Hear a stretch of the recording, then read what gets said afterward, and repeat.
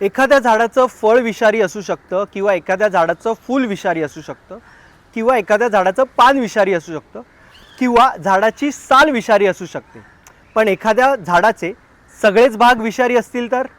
नमस्कार, हरित संपदेवर आधारित आपल्या वृक्षवल्ली मालिकेतील आजच्या भागात आपण जाणून घेणार आहोत कॉक्सक्रू फ्लॉवर या वृक्षाबद्दल. ॲपोसिनेसी कुळातील या झाडाचं शास्त्रीय नाव आहे स्ट्रोफॅन्थस बोविनी.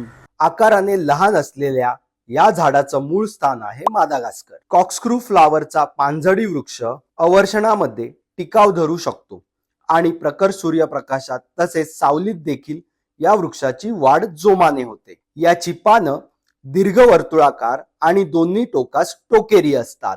याच्या फुलांच्या पिवळ्या जर्द रंगाच्या लांब अरुंद पाकळ्या मळसूत्राप्रमाणे वळलेल्या असतात, ज्यामुळे या वृक्षास त्याचे इंग्रजी नाव मिळाले आहे. मार्च ते एप्रिल महिन्यात हे झाड फुलांनी बहरते. या वृक्षाची फळं झुपकेदार मिशांसारखी दिसतात. या वृक्षाचे जवळजवळ सारेच भाग विषारी असल्याने गिळले गेल्यास अपायकारक ठरतात.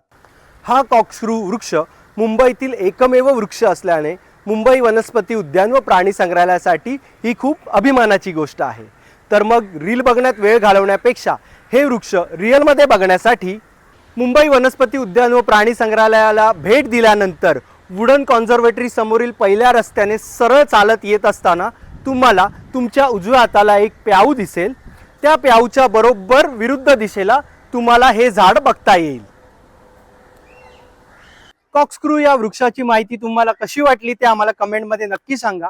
आणि हरित संपदेविषयी अधिक माहिती जाणून घेण्यासाठी वृक्षवल्ली ही आमची सिरीज नक्की बघा आणि द मुंबई झू या पेजला फॉलो करा, सबस्क्राईब करा आणि जास्तीत जास्त लोकांपर्यंत पोहोचवा. धन्यवाद.